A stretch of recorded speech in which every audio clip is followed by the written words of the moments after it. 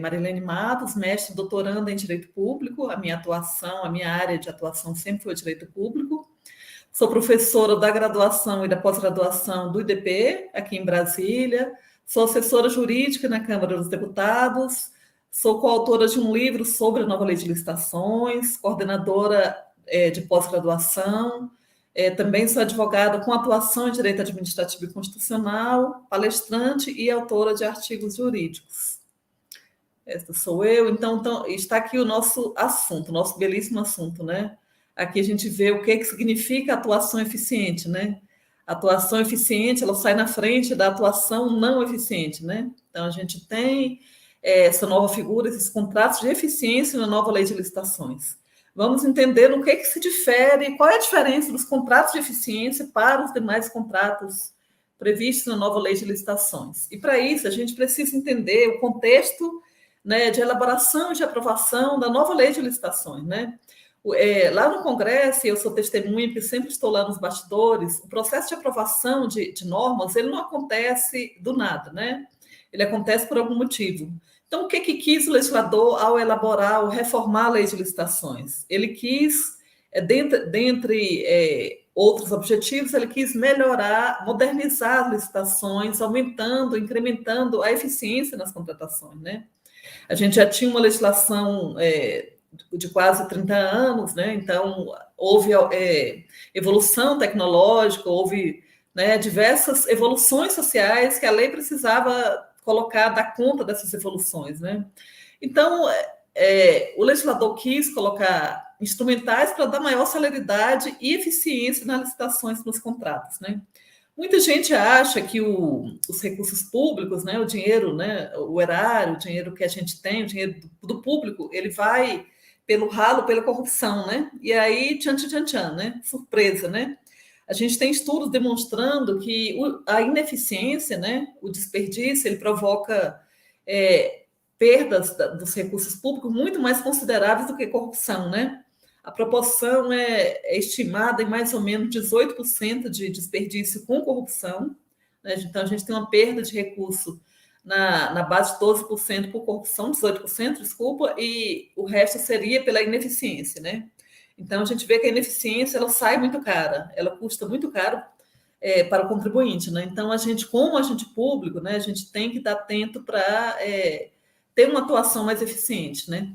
Essa atuação eficiente, ela é um dever que vem já na Constituição, veio com a emenda constitucional 1998, né, com aquela reforma gerencial do Estado, em que se incluiu justamente o princípio da eficiência dentro daquele rol, né, de princípios previstos no caput do artigo 37 da Constituição. Tá? Essa inclusão desse princípio também não foi assim só para ficar bonito, para ficar lindo, não. Né? A gente teve ali todo um norte do legislador constitucional querendo uma atuação mais eficiente da administração pública, justamente por conta de que estudos, né, demonstram que a ineficiência ela custa muito caro para o contribuinte. Nesse contexto, então, a gente tem a lei de licitações, colocando também o princípio da eficiência, né, de forma explícita no artigo 5º, né, dentre vários outros princípios ali previstos. Na aplicação dessa lei, então, serão observados os princípios legalidade, impessoalidade, moralidade, publicidade, eficiência e por aí vai. A gente tem vários outros princípios ali, né, que dão já um norte interpretativo quando você vai aplicar a lei, né, na aplicação concreta da lei, você tem que ter em vista uma atuação eficiente, e a eficiência é uma atuação para gerar um maior resultado, um resultado melhor para o público.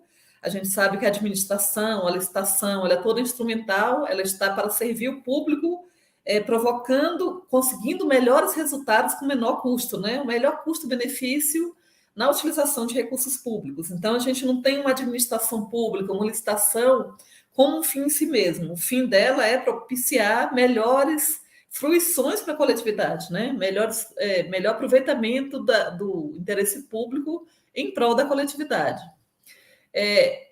Então, vamos lá. Esse contrato de eficiência, ele, né, como eu disse aqui na introdução, ele não é exatamente algo novo, né? algo que a nova lei de licitações ela trouxe, né, de absoluta novidade, porque a gente tinha já esse precedente no RDC, no regime diferenciado de contratações. Ele já trazia, então, a previsão do contrato de eficiência, a gente tem essa previsão também na lei das estatais do contrato de eficiência, tá? Mas na Lei Geral de Licitações, então, é uma novidade da Lei 14.133.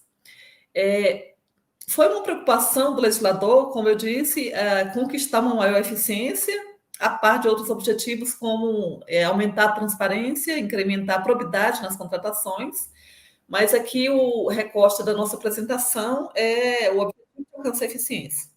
Então, dentre vários outros instrumentos, além do contrato de eficiência, a gente tem outras previsões aqui que não esgotam, obviamente, mas eu trouxe a título exemplificativo de como o legislador quis alcançar esse objetivo, e aí eu exemplifico com a contratação integrada, né?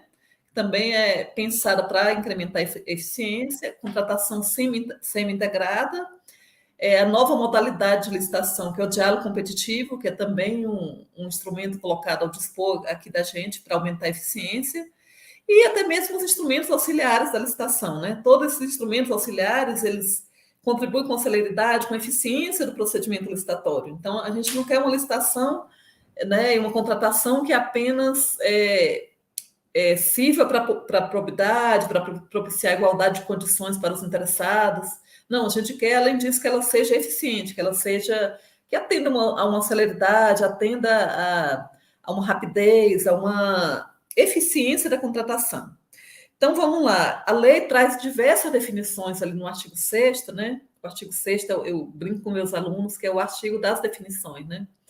Esse artigo 6º é criticado por parte da doutrina, né? Por parte importante da doutrina, dizendo que não é função da lei trazer definições. Mas, por incrível que pareça, eu tenho muitos alunos que são agentes públicos como a gente, né? E que estão ali na prática, e que eles elogiaram, adoraram essas definições. Disseram assim, professor, eu adoro abrir a lei ali, ir no artigo 6º e não ter que pesquisar doutrina, não ter que abrir livro de doutrina, eu já chego ali no artigo 6º e já tenho a definição, né? Então, o artigo 6º, ele define o contrato de eficiência, né, como a contratação de serviços que tem por objetivo proporcionar economia ao contratante na forma de redução de despesas correntes, de sorte que o contratado será remunerado com base em percentual da economia gerada, tá? Então, aqui a gente já vê as linhas gerais desse contrato de eficiência, né? Esse contrato visa propiciar economia para a contratante, qual seja a administração pública, né? A administração pública vai ter uma economia, ou pelo menos é o objetivo de obter economia com essa contratação. Ela vai ter uma redução de despesas correntes. Então, o que é a despesa corrente, né? Como a gente sabe, é aquela despesa de custeio da máquina. Se a gente for definir despesa corrente por um critério de exclusão, a gente vai excluir a despesa de investimento, né? É aquela despesa para manter o órgão, né? Para manter o funcionamento do órgão, né? A despesa de luz, de água, de energia, de material de consumo, são essas despesas correntes. Então, esse contrato tem por objetivo conseguir uma redução no gasto da despesa corrente, de sorte que o contratado será remunerado com base em percentual da economia gerada. Então, por aí você já vê um dos pontos-chave desse contrato de eficiência. O organismo público, o setor público, não vai desembolsar simplesmente para o contratado, né, desempenhar um objeto específico. Ele vai desembolsar se o contratado gerar a eficiência que ele prometeu. Esse desembolso, essa remuneração, será um percentual dessa economia gerada. Tá? Ou seja, isso vai incentivar a que o contratado, que a empresa contratada, consiga o máximo possível de eficiência. Quanto mais eficiência ela conseguir, mais ela vai ter remuneração. Ou seja, a gente está aqui diante de uma espécie de remuneração variável, de acordo com o desempenho do contratado. Né? A remuneração variável também é objeto de, se eu não me engano, ali do artigo 141 da Lei de Licitações, mas a remuneração variável ela não se confunde com o contrato de eficiência, tá? Remuneração variável é outra coisa que a gente não trata aqui. Embora o contrato de eficiência ele, né, preveja um tipo de remuneração variável, porque ela vai variar de acordo com a eficiência que for conquistada no contrato. A diferença é que, se não for obtida essa eficiência, a gente não vai ter nem mesmo que remunerar o contratado. Inclusive, ele pode ser penalizado conforme a gente vai ver aqui adiante, tá? Então, como é que eu faço para celebrar esse contrato de eficiência? Licitação, né? Vou ter que fazer uma licitação, fazer uma licitação para contratar um licitante que se proponha a obter determinada economia de despesa corrente para o setor público, né? Qual vai ser o critério de julgamento dessa licitação? O critério de julgamento será o critério de maior retorno econômico, tá? Então, o licitante tem que me conseguir um retorno econômico. E aí, esse critério, eu vou avaliar a proposta que está me oferecendo maior retorno econômico, que é justamente maior economia em gastos com despesas correntes. Vamos prosseguindo aqui.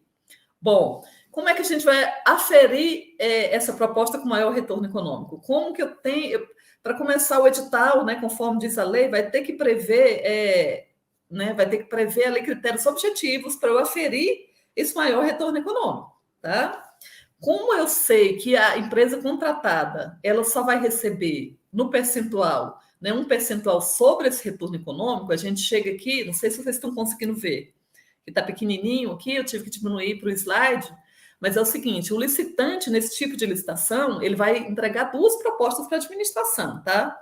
Ele vai entregar uma proposta de trabalho, né, em que ele vai colocar... constar as obras, serviços e bens a serem fornecidos e a economia estimada. Porque esse contrato de eficiência, ele é um contrato de serviço que pode incluir, né, obras e pode incluir também equipamentos, né, fornecimento de obras e de equipamento, ou seja, a empresa vai ter que primeiro fazer uma obra para conseguir essa economia, né, para conseguir gerar essa economia para o setor público. Então, beleza. Primeiro, a gente tem uma proposta de trabalho em que haja a descrição da empresa, dizendo como é que ela vai conseguir essa economia para você, para o município, para o Estado, para a União, tá? E a segunda proposta, ela vai colocar qual é o percentual que ela quer dessa economia gerada, tá certo? Então, a gente vê aqui que a gente tem dois índices que terão que ser ponderados para a gente conseguir aferir qual foi a melhor proposta, qual é a proposta que está me apresentando o maior retorno econômico, que é o que me interessa.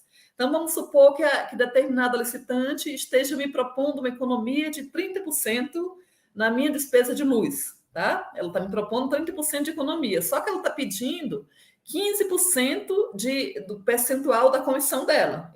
Desses 30% que você vai economizar, eu quero 15%. E aí, em outra mão, a gente tem uma empresa que está oferecendo 25% de economia, mas ela só quer 5%. Então, por mais que ela esteja oferecendo uma redução de gastos correntes menores, a proposta dela, a remuneração dela é menor. Então, fazendo a ponderação, ela pode ser que a proposta dela seja considerada menor. Isso só para vocês entenderem que vai ter que ser avaliado esses dois índices, vão ter que ser ponderados esses dois índices, né? Então, um é o índice de economia a ser gerada, outro é o índice de remuneração da empresa, né, em cima da economia que ela conseguiu gerar, beleza? Esse retorno econômico, então, significa economia estimada, né, deduzida, ou seja, diminuída da proposta de preço, tá? Então, se eu te consigo uma economia de 30% e quero 5% dessa economia, então, na verdade, o retorno econômico é de 25% sobre as despesas correntes, certo? Esse contrato, como a gente prevê que ele vai exigir um determinado investimento da empresa, talvez em equipamentos, né, talvez em técnicos para pensar essa economia. Então, o artigo 110 da nova lei, ele prevê quando a empresa não vai ter investimento, né, uma vigência de até 10 anos e prevê uma vigência de até 35 anos, nos casos em que a empresa vai ter que desembolsar aí um valor para investimento, certo? Então, beleza, a gente tem aqui essas duas vigências previstas na lei. Tá certo, então tudo muito lindo, tudo muito maravilhoso. Só que o que acontece se essa economia não se concretizar, né? Se a gente tiver uma frustração dessa proposta aqui da empresa. A empresa ofertou aqui e fez uma promessa maravilhosa. O que vai acontecer se ela não cumprir essa promessa, né? Isso é um dos grandes problemas aqui, um dos grandes nós desse contrato de eficiência, tá? Então, caso a economia não se concretize, o que vai acontecer aqui, tá? Deu ruim, não, né? Não é isso, não. Nada disso. A gente vai ter que ter instrumentos também para prever, né, para que os licitantes não abusem dessa margem de erro, né? Obviamente que não é impossível se prever ali milimetricamente quanto que eu vou conseguir gerar de economia, mas tem que estar dentro de uma margem aceitável, que a administração entendeu como aceitável, uma margem de diferença entre a economia que foi prometida para mim, que foi prevista, e a economia é efetivamente alcançada, certo? Então, não é nada disso aqui dar ruim, não, tá? Se não for gerada a economia prevista, a lei prevê duas alternativas, tá? Uma alternativa, a diferença entre economia contratada, né? Aquela que foi objeto do contrato, e a efetivamente obtida será descontada da remuneração do contratado. Então, não será interessante para ele prometer algo que ele não pode cumprir, né? Porque ele vai ter aí um desconto da remuneração dele. E a segunda alternativa é, se a diferença entre a economia contratada e a efetivamente obtida for superior ao estabelecido no limite do contrato, ou seja, aquela margem de tolerância, eu posso ter aí sanções cabíveis. E, sinceramente, pessoal, obviamente que muita coisa que vai ser objeto de regulamentação, né, vai ter que ser regulamentada e vai ter que ser estudada pela administração para ela ver qual é a margem tolerável. Evidentemente, essa sanção tem que ser apta a coibir, né, a desestimular a que o licitante simplesmente jogue para a lua ali a economia que ele pretende obter, que ele estime lá em cima, né? Então, para evitar esse tipo de coisa, a gente, né, precisa realmente prever sanções capazes, né, passíveis de coibir propostas temerárias, né, digamos assim, né? Essas propostas temerárias, na verdade, elas já acontecem em contratos normais, né? Qualquer um que advogue aí ou que lide com o município, com o estado, sabe dessa realidade, né? Ou seja, a empresa cota um valor que ela sabe que ela não vai cumprir, cota umas condições que ela sabe que ela não vai cumprir, simplesmente para ganhar o contrato, porque depois eu vou ali dar um jeitinho no reequilíbrio econômico-financeiro, né? Consiga ali um reequilíbrio econômico-financeiro. Infelizmente, a gente sabe que na administração pública brasileira acontece esse tipo de acordo, né? Às vezes o gestor ali desonesto, ele quer colocar ali o brother dele, né? O parceiro que vai ganhar a licitação, que vai ser o vencedor. Então, já de antemão, tem uma combinação de cotar um preço, umas condições muito melhor que a dos outros, mas depois a gente arruma isso aí no reequilíbrio econômico-financeiro, né? Então, não é essa a ideia da lei de jeito nenhum, né? Essa ideia, então, de conseguir, né, reduzir despesas, ainda mais assim, a gente está com os estados, né, municípios quebrados após um período de pandemia, né, após uma queda da arrecadação, a gente espera que as coisas melhorem, mas a economia ainda vai sofrer aí, né, algum tempinho depois desse período de pandemia. Então, essa ideia parece muito boa, né? Parece muito boa, mas nós no direito, eu sempre falo isso com meus alunos, a gente sempre tem que fazer o papel de advogado do diabo e já imaginar, né, os problemas que podem advir daquela coisa perfeita, aquela coisa linda, né, que a gente está vendo. E o papel do advogado é esse mesmo, é prever os problemas que podem ocorrer, né? Então, essa ideia parece perfeita, né? Parece maravilhosa, a administração não vai desembolsar recursos, ela vai conseguir diminuir as despesas dela sem desembolsar recursos, né? Ela vai conseguir, então, trazer para si a expertise do setor privado, diminuindo os seus gastos correntes, sem desembolso de recursos, mas apenas a partir dessa economia, propiciando um pedaço dessa economia para o licitante. Só que a gente tem que ser realista, tem que considerar alguns aspectos com cautela, né? Com cautela. Então, vamos lá ver que aspectos são esses, né, que a gente precisa pisar em ovos, né? A gente tem perigos nesse contrato de eficiência que a gente tem que já de antemão prever, né, na medida do possível, tomar necessárias cautelas para que eles não se concretizem, né? Bom, a primeira, né, a gente já está falando aqui, acho que vocês até já imaginaram, né, que é a possibilidade que é real de simplesmente o licitante superestimar a economia a ser gerada, né? Ele superestima uma economia a ser gerada e, com isso, ele deixa de fora um licitante que foi mais honesto, que fez uma projeção mais realista e mais honesta, e que esse vai ficar de fora, porque ele não conseguiu vencer esse licitante que foi, né, aí, vamos dizer assim, excessivamente, né, sonhador, né? Com má fé ou não, ele foi muito sonhador, superestimou aquela economia, né? Que ele fez uma promessa irreal. Então, ele superestima essa economia, coloca um licitante mais realista de fora, e como é que a gente faz com essa possibilidade, né? Então, uma das ações que podem ser tomadas é prever sanções capazes de desestimular essa prática. Nós somos seres econômicos e agimos sempre por uma proporção de custo-benefício. Então, se o custo de uma projeção irrealista, né, fora da realidade for muito alto, a tendência é que os licitantes não façam, não tomem esse tipo de conduta, né? E prever, né, a administração tomar todas as cautelas a fim de colocar critérios de mensuração objetiva no edital, de forma que esse licitante que previu ali uma economia que ele não vai conseguir gerar, ele possa ser inabilitado, né, ou melhor dizendo, desclassificado, né, que a proposta dele possa ser, né, até cair numa inexequibilidade, né, poder ser desclassificado por inexequibilidade.